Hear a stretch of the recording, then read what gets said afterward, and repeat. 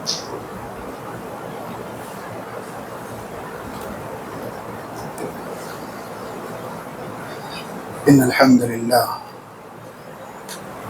الحمد لله نحمده ونستعينه ونستغفره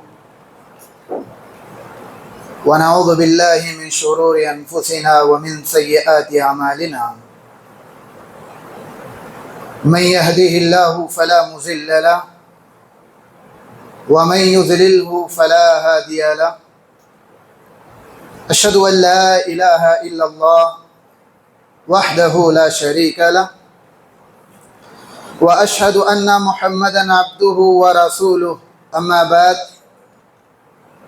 وقال الله تعالى في القرآن المجيد والفرقان الحميد فأعوذ بالله من الشيطان الرجيم بسم الله الرحمن الرحيم يا أيها الذين آمنوا اتقوا الله حق تقاته ولا تموتن إلا وأنتم مسلمون يا أيها الناس اتقوا ربكم الذي خلقكم من نفس واحدة وخلق منها زوجها وبث منهما رجالا كثيرا ونساء واتقوا الله الذي تساءلون به والأرحام إن الله كان عليكم رقيبا يا أيها الذين آمنوا اتقوا الله وقولوا قولا سديدا يصلح لكم أعمالكم ويغفر لكم ذنوبكم ومن يطع الله ورسوله فقد فاز فوزا عظيما فإن خير الحديث كتاب الله وخير الهدى هدى محمد صلى الله عليه وسلم وشر الأمور محدثاتها وكل محدثة بدعة وكل بدعة ضلالة وكل ضلالة في النار وقال الله تعالى في موضع آخر كنتم خير أمة أخرجت للناس تأمرون بالمعروف وتنهون عن المنكر وتؤمنون بالله وقال الله تعالى في موضع آخر يا أيها الذين آمنوا إذا تنصروا الله ينصركم ويثبت أقدامكم ہر قسم کی کبریائی و بڑائی حمد و ثنا اس اللہ وحدہ لا شریک کے لیے لائق و زیبا ہے جس نے زمین اور آسمان اور اس کے درمیان تمام چیزوں کو پیدا کیا۔ بعد و درود ہو تمام انبیاء علیہم السلام پر، خصوصاً میرے اور آپ کے آخری نبی تاجدار مدینہ محمد مصطفیٰ سرور کونین محمد رسول اللہ صلی اللہ علیہ وسلم پر۔ محترم حضرات، بزرگان دین، نوجوانان ملت اور پردہ نشین ماں اور بہنوں، آج کے اس خطبہ جمعہ میں جس موضوع کو لے کر میں آپ کے سامنے کھڑا ہوا ہوں وہ ہے دعوت الی اللہ کی اہمیت و ضرورت۔ محترم حضرات، میں اور آپ جس مذہب کو ماننے والے ہیں، جس دین کو ماننے والے ہیں، وہ دین اسلام ہے۔ اس دین کو آگے بڑھانا، اس دین کی دعوت کا کام کرنا میرے اور آپ کے لیے بہت ضروری ہے۔ دین کی جو دعوت کا کام ہے میرے اور آپ کی بہت بڑی ذمہ داری ہے، اس لیے کہ یہی وہ دعوت ہے جس کے ذریعے سے ہم دین کو دوسروں تک پہنچا سکتے ہیں۔ یہی وہ دعوت دین ہے جس کے ذریعے سے ہم لوگوں میں پائے جانے والے فتنہ و فسادات کو ختم کر سکتے ہیں۔ یہی وہ دعوت ہے جس کے ذریعے سے لوگوں میں جو اختلافات ہیں، چاہے وہ انفرادی ہو چاہے اجتماعی کیوں نہ ہو، اس کا حل کر سکتے ہیں۔ الغرض دعوت کے ذریعے سے ملک میں شہروں میں، گاؤں میں امن و سکون کا ماحول بنا سکتے ہیں۔ اسی دعوت کے ذریعے سے ہم دشمنان دین کا جواب دے سکتے ہیں۔ الغرض دعوت اللہ کی بہت بڑی اہمیت ہے۔ اگر بات کریں دعوت اللہ کی اہمیت کے تعلق سے تو یہ دعوت کا کام مجھ کو اور آپ کو کرنا بہت ضروری ہے۔ اب سوال یہ ہے کہ کیا ہم دعوت کا کام اس لیے کریں کہ اللہ پر احسان جتائیں؟ کیا دعوت کا کام ہم اس لیے کریں تاکہ رسول پر احسان جتائیں؟ کیا دعوت کا کام میں اور آپ اس لیے کریں تاکہ اسلام پر احسان جتائیں؟ مسجد کا امیر، مسجد کا متولی، مسجد کا ذمہ دار اس لیے بنے تاکہ مسجد پر احسان جتائیں؟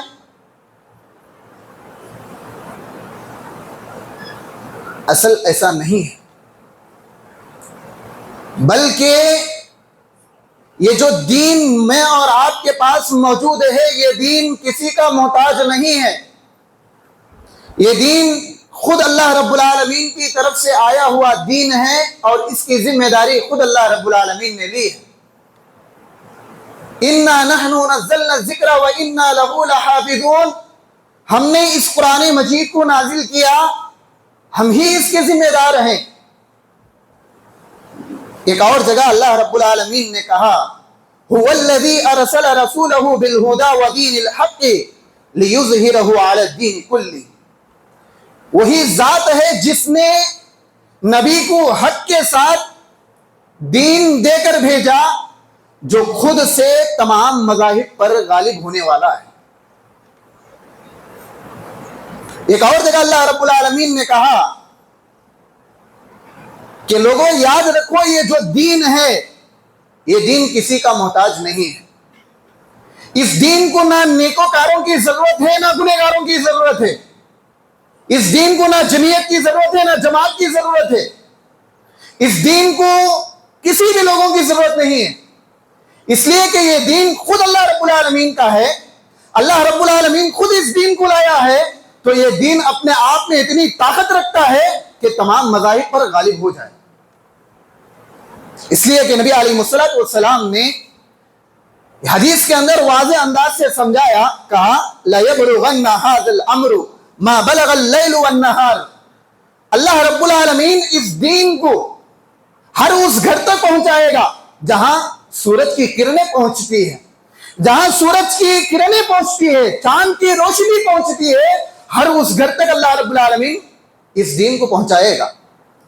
آگے اللہ کے نبی صلی اللہ علیہ وسلم نے کہا وَلَا يَتْرُكَ اللَّهُ بَيْتَ مَدَرٍ وَلَا وَبَرٍ، اللہ رب العالمین کسی بھی گھر کو نہیں چھوڑے گا، چاہے وہ پکا گھر ہو چاہے کچا گھر کیوں نہ ہو، کسی بھی گھر کو اللہ رب العالمین چھوڑنے والا نہیں۔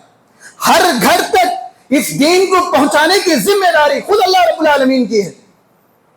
معلوم ہوا کہ یہ دین کسی کا محتاج نہیں ہے، یہ دین کسی کا محتاج نہیں ہے۔ جب یہ دین خود سے آیا تو یہ اپنے آپ میں اتنی طاقت رکھتا ہے کہ یہ تمام مذاہب پر خود سے غالب ہو سکے۔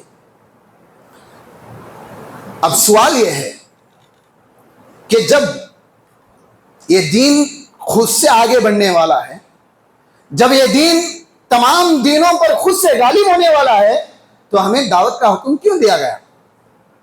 سوال ہے، اس کا جواب واضح ہے۔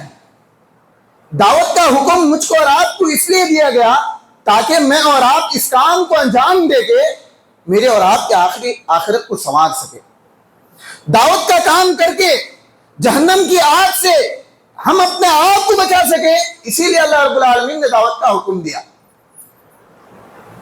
دعوت کا کام کر کے ہم اپنے آپ کو جنت کا مستحق بنا سکے، اسی لیے اللہ رب العالمین نے دعوت اللہ کا حکم مجھ کو اور آپ کو دیا۔ وگرنہ یہ دین جو آیا ہے یہ اپنے آپ میں طاقت رکھتا ہے، یہ کسی کا محتاج نہیں ہے۔ آگے اس لیے کہ انسان جو بھی کام کرتا ہے کس کے فائدے کے لیے کرتا ہے؟ اپنے فائدے کے لیے کرتا ہے. نماز پڑھتا ہے اپنے فائدے کے لیے کرتا ہے. روزہ رکھتا ہے اپنے فائدے کے لیے کرتا ہے. زکوٰۃ دیتا ہے اپنے فائدے کے لیے کرتا ہے. یعنی انسان جو بھی کام کرتا ہے, جو بھی نیکی کا کام کرتا ہے, اپنے فائدے کے لیے کرتا ہے. اللہ رب العالمین نے اس بات کی واضح انداز میں اعلان کرتے ہوئے کہا, ان احسنتم احسنتم لانفسکم. اگر بندہ بھلائی کا کوئی بھی کام کرتا ہے وہ اپنے لیے کرتا ہے. انفسکم, وہ اپنے لیے کرتا ہے. آگے کہا وَإِنْ أَسَأْتُمْ فَلَهَا.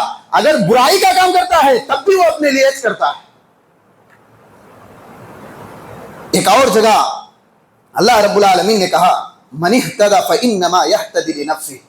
اگر انسان ہدایت لاتا ہے تب بھی وہ اپنے لیے لاتا ہے, اور وَمَنْ ضَلَّ فَإِنَّمَا يَضِلُّ عَلَيْهَا.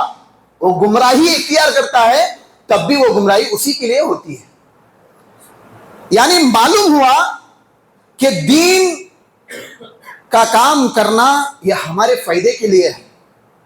ہم کسی کے اوپر احسان جتانے کے لیے دین کا کام نہیں کرتے. دین پر عمل کیوں کرتے ہیں؟ کسی پر دکھانے کے لیے. ہم صدقہ و خیرات کیوں کرتے ہیں؟ اپنے فائدے کے لیے کرتے ہیں یا لوگوں کو دکھانے کے لیے کرتے ہیں؟ دینی مجالس میں ہم کیوں آتے ہیں؟ لوگوں کو دکھانے کے لیے آتے ہیں. ہم دین کا چھوٹے سے چھوٹا کام کیوں نہ ہو اپنے فائدے کے لیے کرتے ہیں. علماء اکرام اس کی مثال دیتے ہوئے سمجھاتے ہیں کہ اگر کوئی آدمی سمندر کے پاس جا کر وضو کرے یا غسل کر لے اور یہ کہے کہ اے دریا تجھ پر میں نے احسان کیا, کیا دریا کو کچھ تو بھی فرق پڑنے والا ہے؟ کچھ بھی فرق پڑنے والا نہیں. سیم اسی طرح دین کا معاملہ بھی ہے کہ اگر انسان کچھ بھی کام کرے اپنے فائدے کے لیے کرتا ہے. دریا میں غسل بھی کر لے اس کا فائدہ ہوتا ہے, وضو بھی کر لے اپنا فائدہ ہوتا ہے. دریا کو کچھ بھی فرق پڑنے والا نہیں ہے. اسی طرح دین کو بھی آپ لوگوں کی ضرورت نہیں ہے.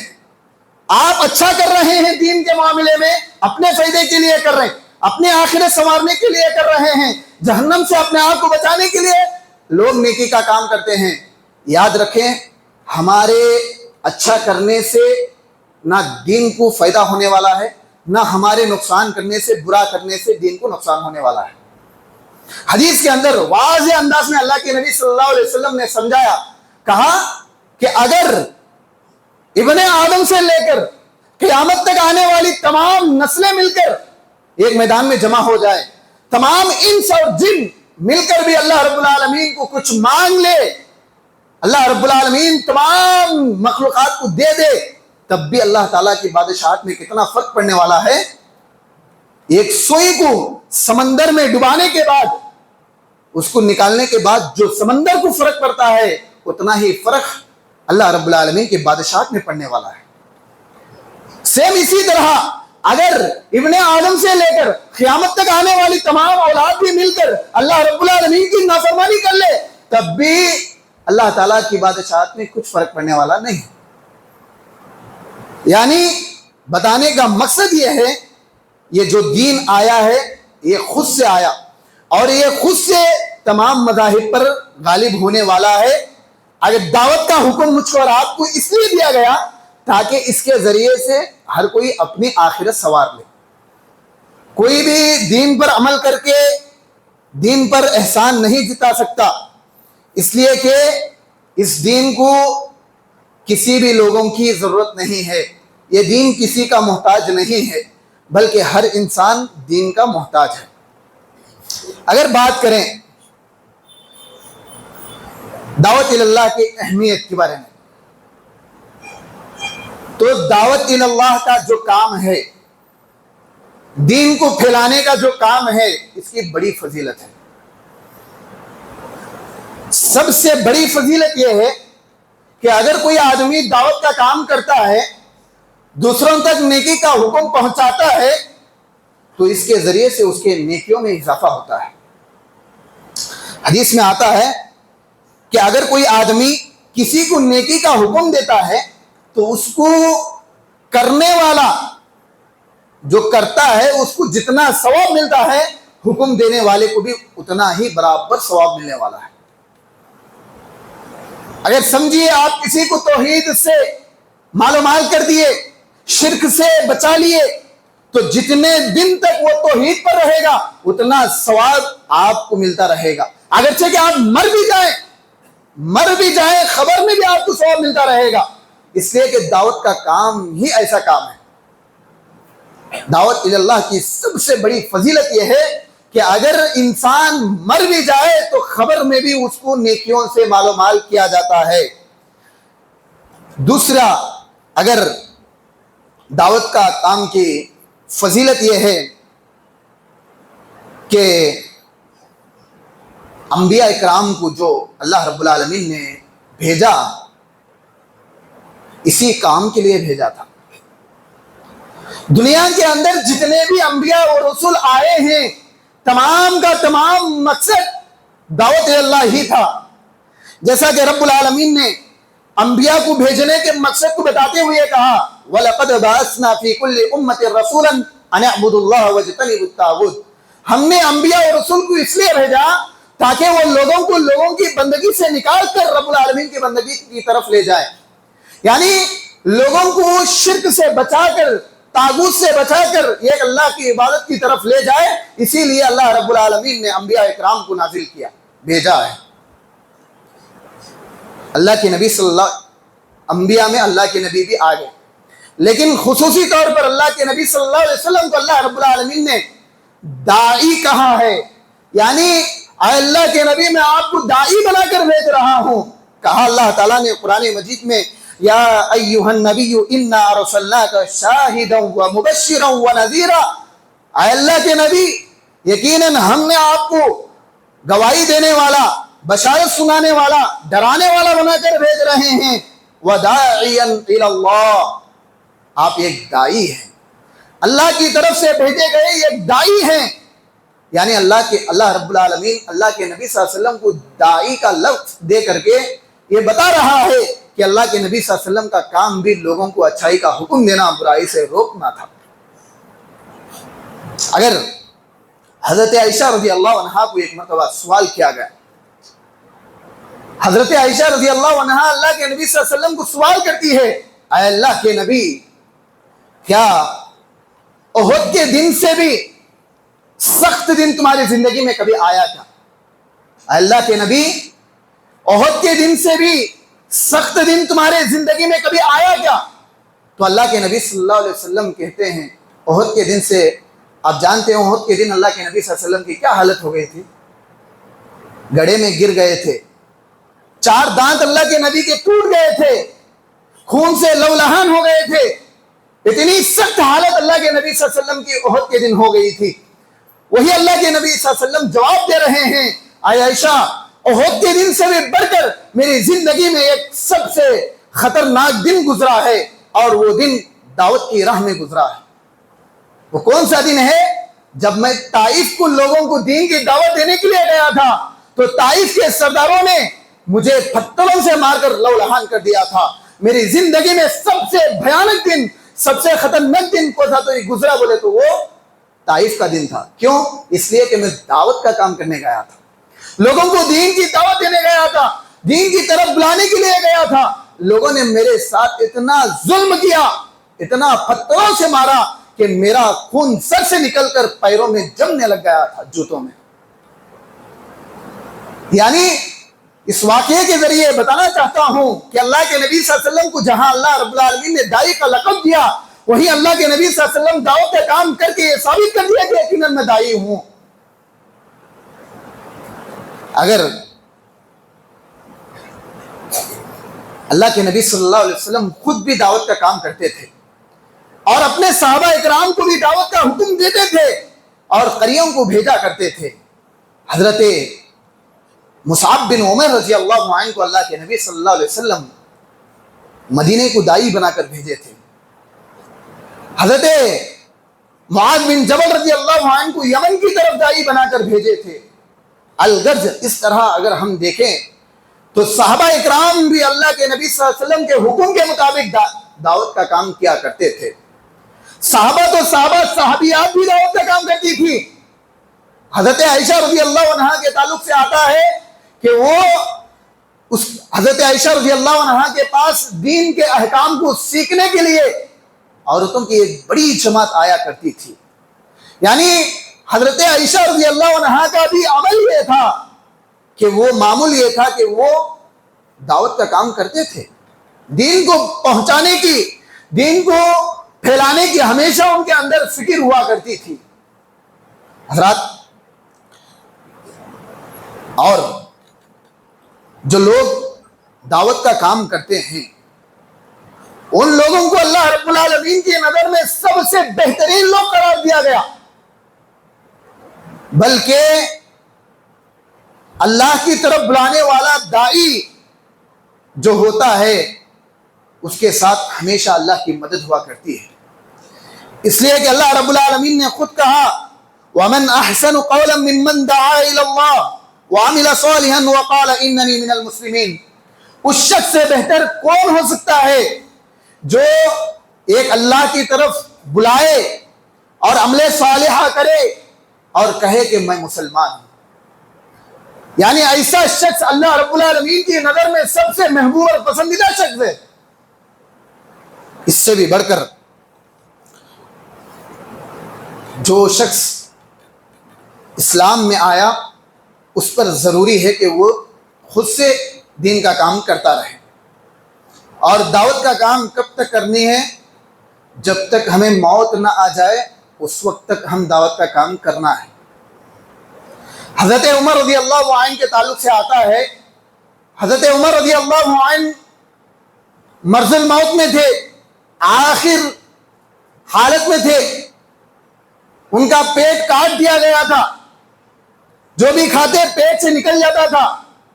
لوگوں کو یقین ہو گیا کہ حضرت عمر اب دنیا سے چلے جانے والے ہیں، خود کو بھی معلوم ہے کہ اب میں دنیا چھوڑنے والا ہوں. اس کے باوجود بھی حضرت عائشہ رضی اللہ عنہا کو خط لکھا، اے عائشہ جب تک میں دنیا میں تھا تب تک حضرت اللہ کے نبی صلی اللہ علیہ وسلم اور ابو بکر کے ساتھ رہتا تھا، مرنے کے بعد بھی ان کے ساتھ رہنا چاہتا ہوں، میرے مرنے کے بعد بھی ان کے پاس مجھے پہنچا دینا.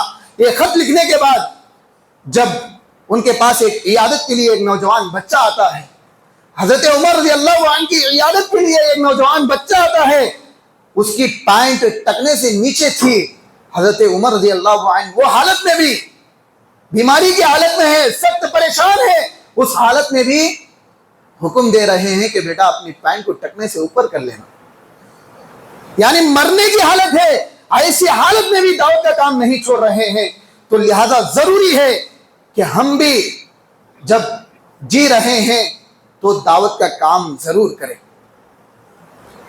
اس لیے کہ دعوت کا کام کرنے سے بہت سارے فوائد ہیں. ایک تو نیکیوں میں اضافے کا ذریعہ ہے، دوسرا کامیاب اگر کوئی ہونا چاہتا ہے دنیا میں بھی ہو اور آخرت میں بھی ہو، اگر کوئی آدمی کامیاب ہونا چاہتا ہے تو ایسے انسان کو چاہیے کہ وہ دعوت کا کام کرے.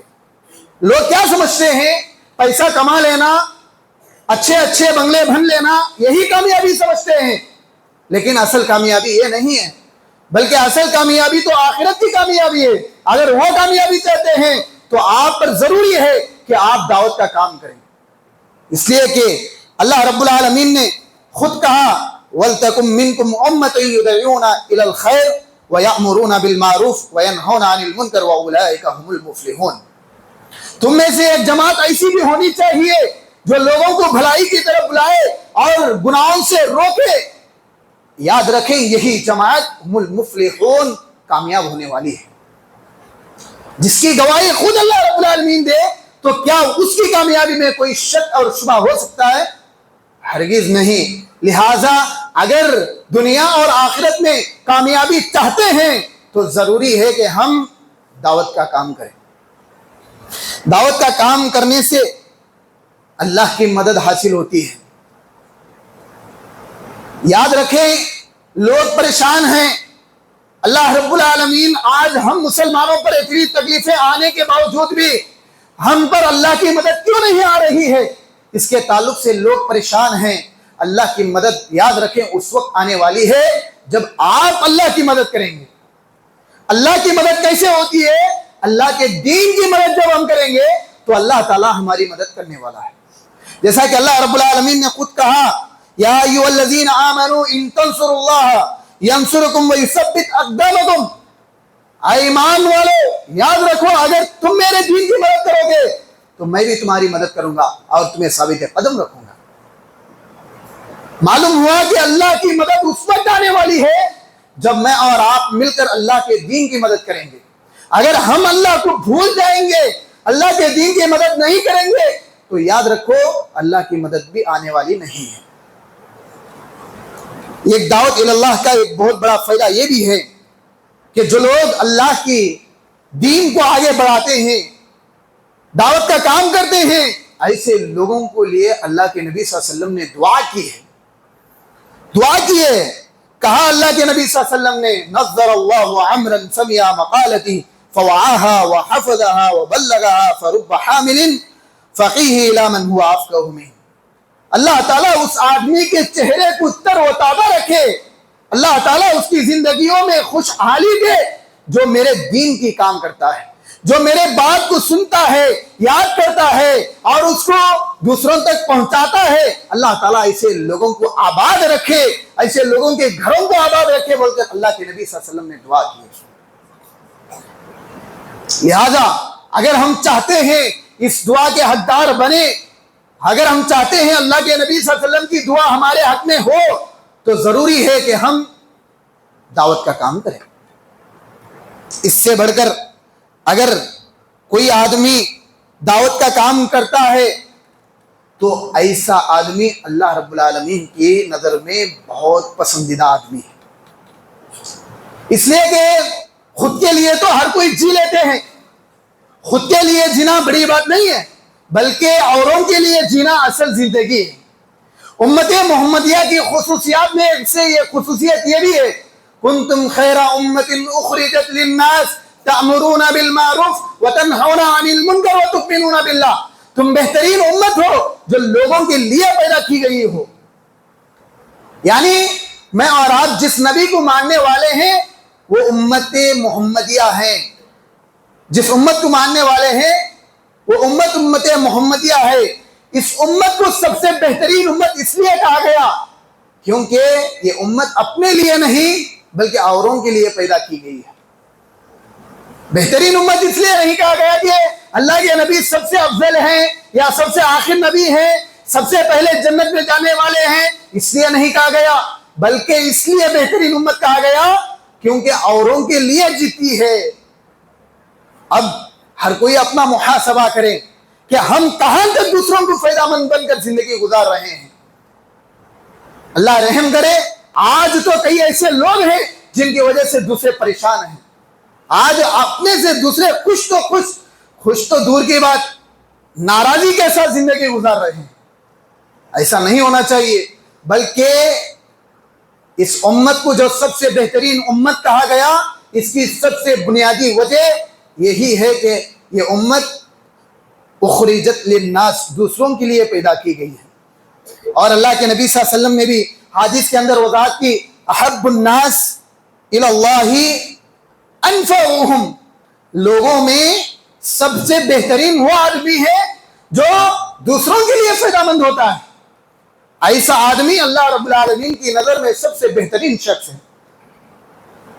حضرات اپنے لیے تو ہر کوئی جی لیتا ہے، اپنے لیے تو جانور بھی جی لیتے ہیں، لیکن اوروں کے لیے جینا یہ اصل کمال ہے اور یہی اصل زندگی ہے۔ یہ دعوت اللہ کے فوائد ہیں، یاد رکھیں اگر ہم دعوت اللہ کے کام کو ترک کر دیں گے، اگر ہم دعوت کا کام نہیں کریں گے تو ایسے قوم پر اللہ رب العالمین اپنے عذاب کو نازل کر دیتا ہے۔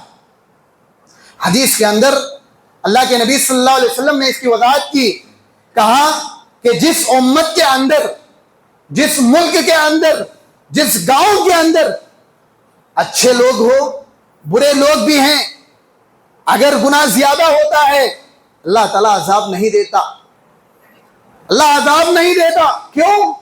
یہاں گنہگار ہیں تو نیکوکار بھی ہے، اس کی وجہ سے اللہ عذاب نہیں دیتا۔